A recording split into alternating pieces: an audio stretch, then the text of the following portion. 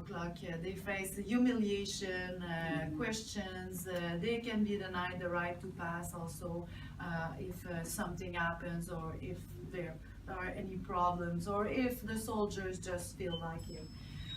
And there, if they get hurt on the job, because many of these workers are working on the construction industry, well, they cannot be attended in Israel. They have to go back to Palestine. They do not have access to healthcare or whatever form of care there in Palestine. And of course, there's a representation problem, and I think that's where it's important for unions at the international level to be in solidarity, because the workers the Palestinian workers, when they are in Israel or when they work in the colonies or the industrial zones, they cannot be represented by Palestinian unions. The employers will never deal with them, and even in East Jerusalem, if there are workers in an hotel which is owned by Israeli citizens, they will not deal with Palestinian workers' representatives. And there are no Palestinian unions in Israel, so they are de facto member of the Stadrut, and they have to pay their cotization, but they do not receive any services. Now there's an agreement with a major union that helps protect a little bit the workers and assist them in filing judicial complaints and that kind of stuff, but it's clearly insufficient in terms of worker representation. There are some new Israeli unions, such as Watman, who helps organize Palestinian workers in the colonies and in Israel also, and they help organize the representation with Israeli employers, and they do an excellent job in creating links also with Israeli and Palestinian workers. But this is a major problem for the rights of association and negotiation for Palestinian workers, on top of everything else they face, of course. So in our case, just a couple of months after the first delegation, you had the protective barrier operation, of course, that devastated Gaza really abruptly. The level of destruction, of course, was really intense, but there was also a call from various unions on July 30th a call to other unions in the world to adopt and intensify the BDS campaign, and in particular to divest from the workers' pension funds into Israeli banks and enterprises that are complicit of the violations and the occupations, the violations of human rights and the Israeli occupation, into other things. So that was an important call for us, and we decided to support. Other issues, of course, is that you can, if you go there, I mean, you are already perhaps in solidarity with the Palestinian people, but whenever you go there, you're not coming back the same, like you'll be forever an activist for Palestine, because you can really see the disappearance of the Palestinian society when you go there. Like, you cannot even talk about the territorial integrity anymore.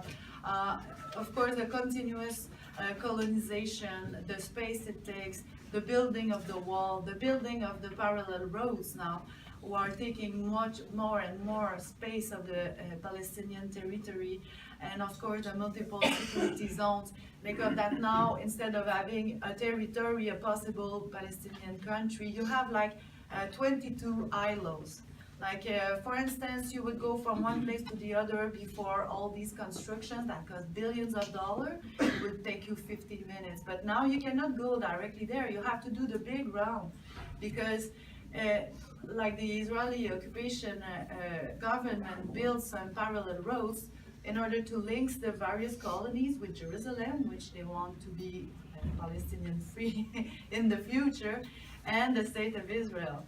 And you cannot take these roads if you don't live in Jerusalem, or if you live in the occupied Palestinian territory, because you have a green plate on your card, and only yellow ones can enter that being of the Israeli citizens and the people who live in Jerusalem. So you have like these apartheid roads that are now shaping the territory in a really drastic way.